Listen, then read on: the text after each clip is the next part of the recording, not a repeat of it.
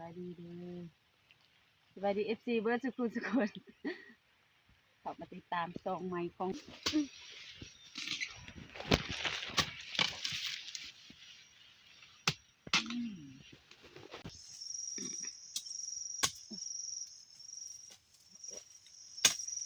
เอาเลย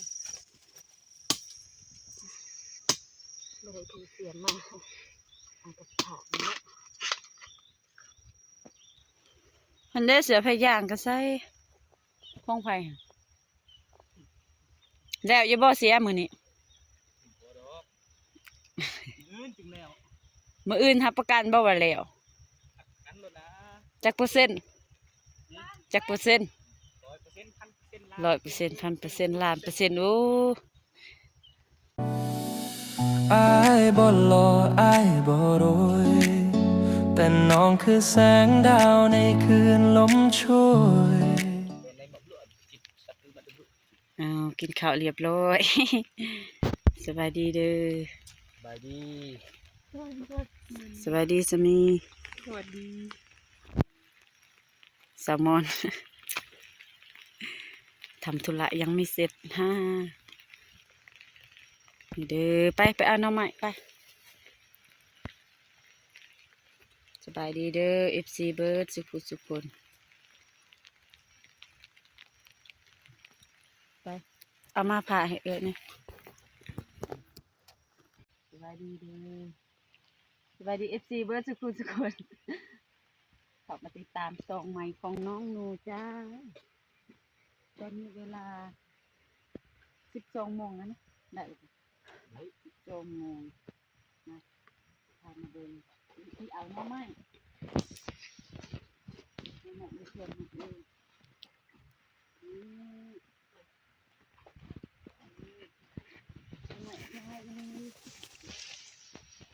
เป็นยังไง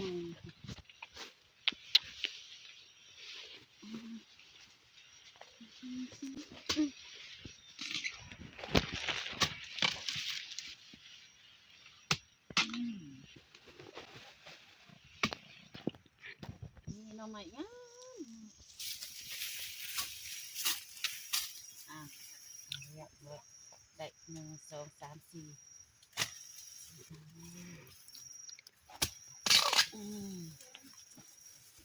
แซ่บไปเฮ็ดแกงหน่อไม้กันเลยมาไปชมเลยเด้อ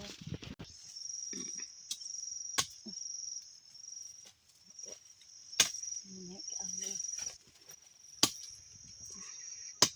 ไม่ได้ถือเสียงมาเอากระถางเนาะ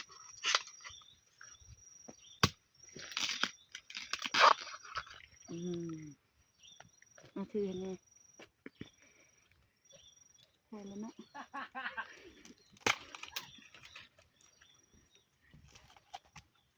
พ่อแล้วน่ากินบ่เบิดดอกนี่อย่างอันหนึ่ง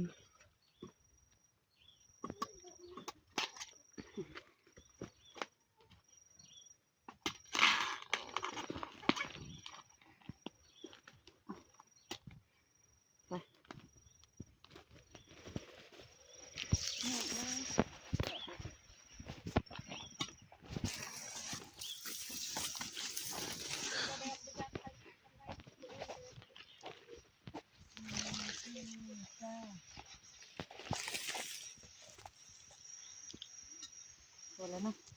มาล่าจะกินบ่บ่ใครอยากกินทำไมถ้าเอิ้นว่าหมักเมาเนาะบ่มีสุกมีสุกแห้งกระดำอีปิ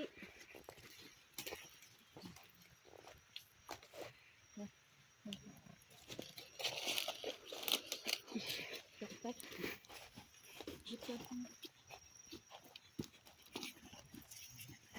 เยอะสวย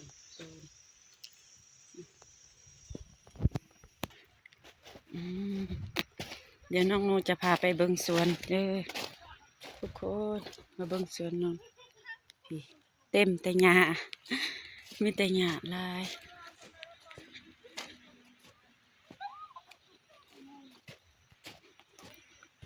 นี่กับหน่อไม้อยู่นี่แห้งลายปลูกมา ว้ากาแฟจนบ่เห็นเห็นแต่หญ้าอุ้ยหญ้างามกว่ากาแฟบัดนี้ฉีดยาก็บ่เป็นฝนตกสวนนี่ปลูกใหม่กาแฟบ่งามอ๋อ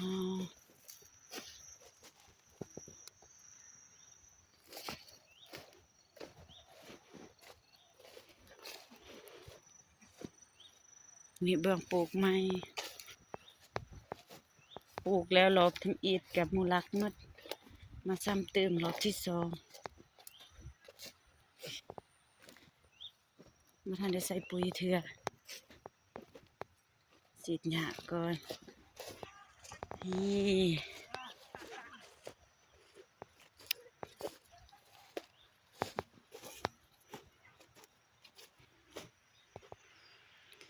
กาแฟก็บ่เป็นแถวซ้ำปลูกซ้ำเลย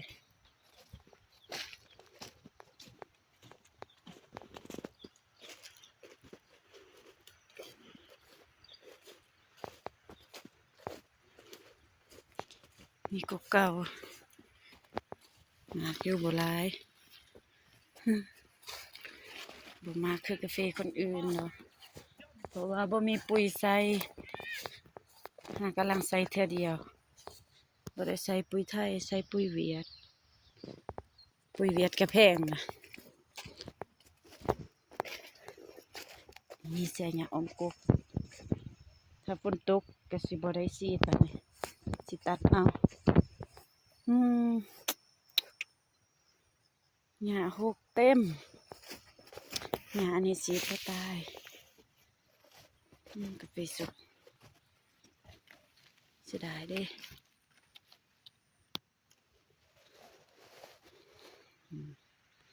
สวน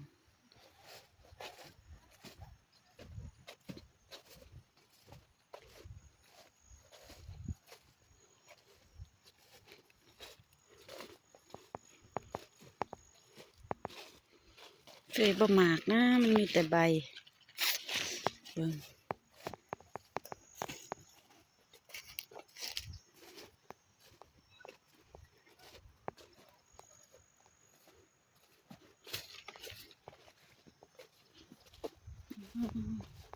ปากโกกระสุกแล้วนะแดง2-3 หมากหมากปลาย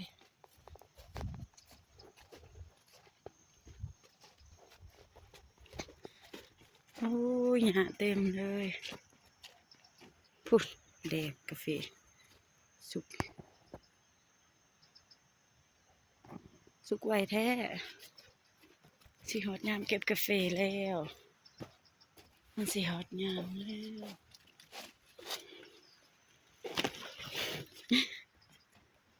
นี่น้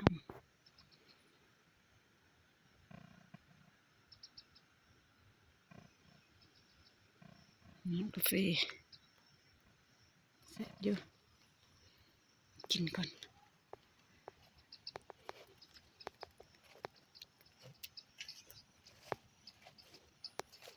โหข้างล่าง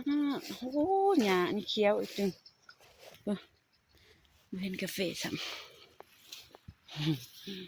มันแต่หญ้าจะน่าเสียหญ้าออมกบที่สองแล้วมาเสียหญ้าประมาณอีก2 มื้อก็สิแล้ว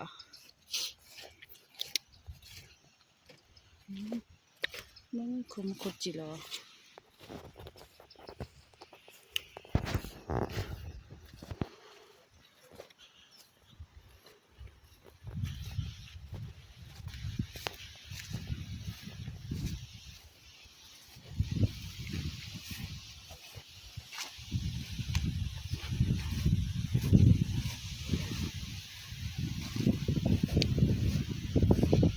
บางอย่างมันตายร้ายกาแฟมีคุมเต็มแต่หญ้าหอดนี้แดนตามพังหลักมาพี่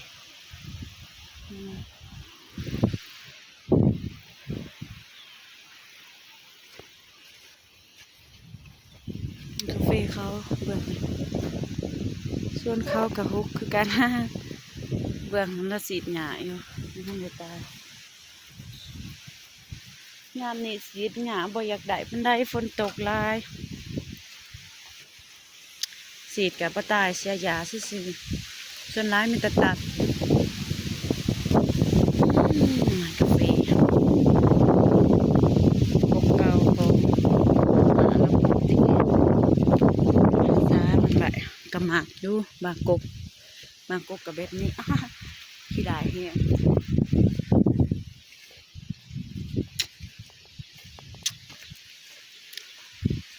นี่ลมสับเดินมากาแฟหล่นมันลมมันแห้งเลยมันขึ้นลมแห้ง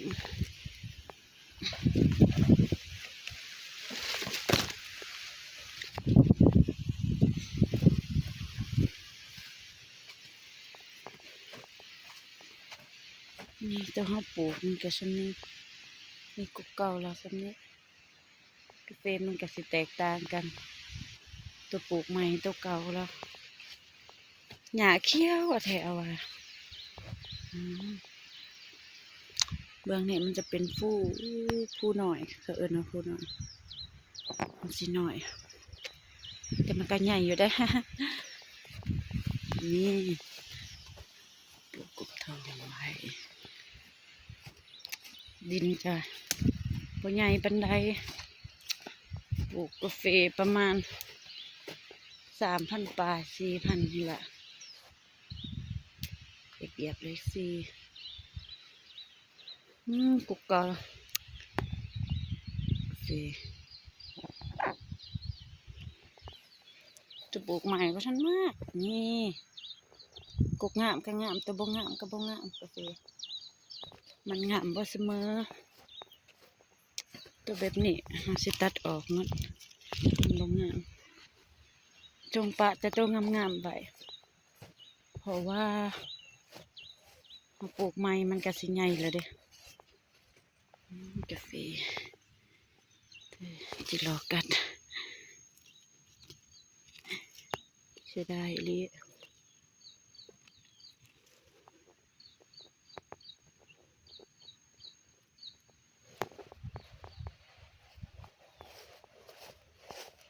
หญ้าท่วมโอ้ยเดือนละเถื่อไปฉีดยังบ่ดับเถื่อหญ้ามันก็แห้งฉีดแห้งปรุงใหม่แห้งร้ายกว่าเก่าขยะกระแพงเดือนละเถื่อฉีด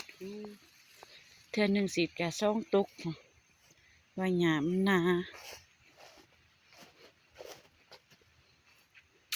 จะเป็นทางรถ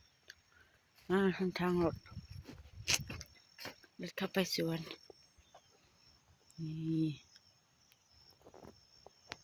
บรรยากาศประมาณนี้งามอยู่จะหน่อยก็ฝนจะหน่อยก็ตกจะหน่อยก็ฝนจะหน่อยก็แดด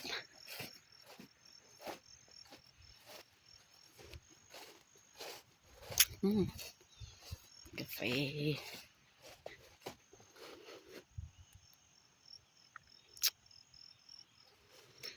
น้ำเขียวกันนะ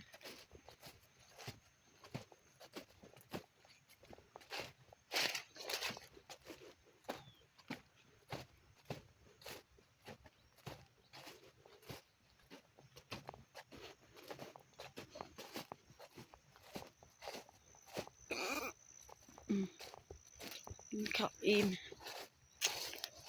ฝนตกแข็งฝนเลยเสียหยาบ่มีตูบบังบ่มีใครเฮ็ดให้เฮ็ดเองกับบ่เป็นให้กาแฟคิดแต่หยาซะดอกบ่เห็นกบกาแฟนี่ตัวน้อยก็น้อยนี่ก็แล้วแต่ยอดใบจะไปใส่เบิด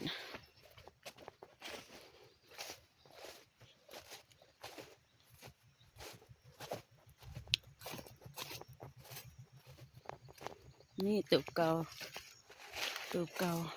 ของป่าเพิ่นบนนี้ นี่เขาจูดตะกี้มันใหม่เบัดเทียงอื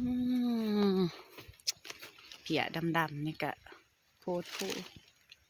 เกือบทุกกกนะมันมีฉีดยายังก็บ่อยู่อุกใจมันเพียนี่ตามอีปิเลยแต่หมาจับจนหอบใบมันมีเพียหลายมันบ่งามแน่เป็นน้ำเพียพี่กก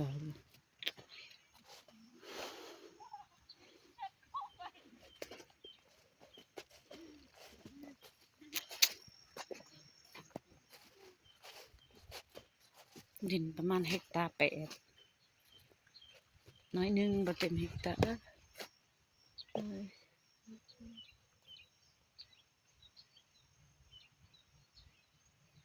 น้อยหนึงน่าบ่ได้เฮกตาร์ประมาณ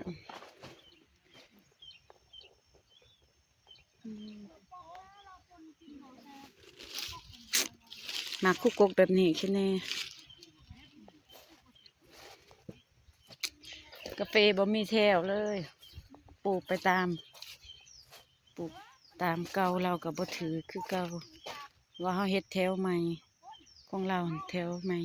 ของเราหั่นแถวแบบหนึงของเฮาแบบหนึงอันนี้ก็ตายซ้ำกูขี้ลายก็ขี้ลาย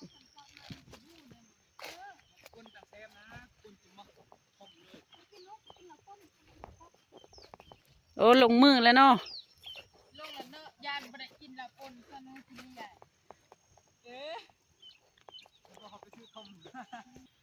นี่สู้ๆบักละ ฝนก็ตกเลยอยู่จังหน่อยก็ตกจังหน่อยก็แดดแน่น้อยนึงก็บ่แดดแห้งดอกสบายดีเด้อสบายดี FC โดยสวัสดี ฝนตกเด้อพี่น้องเบิ่งฝนฝอยเลยฝนแบบนี้ทุกมื้อก็เปียกแข็งฝนทุกมื้อเมื่อวานนี้แค่แน่เห็นแดดแน่น้อยนึงเป็นยังละเห็นยังบัดนี้อ้าวงูบ่จักเขียดก็ว่าเขียดนี่ล่ะอยู่ส่วนเอื้อยบ่มีกบบอกถือนี่เบิ่งเสียแล้วก็ประมาณนี้เสียอมกบ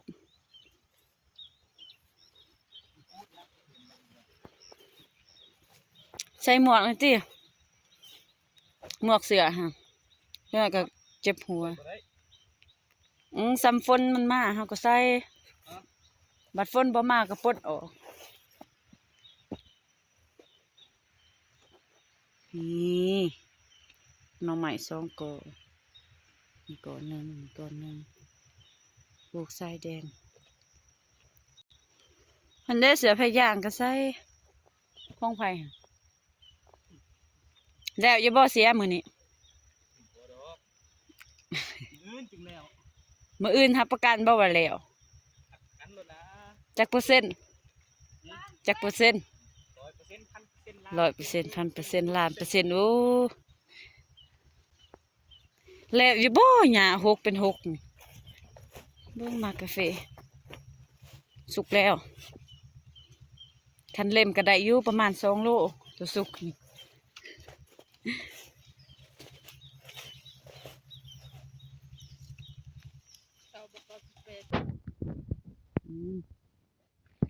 มีแต่หมากบ่หลายนี่น้อยเดียว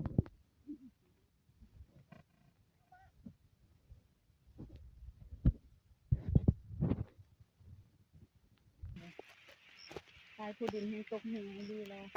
ดำอิติมือตึ๊บตกก็สิจบคลิปสำนี้ก่อนเพราะว่าหมดโมงทุกเวียกแล้ว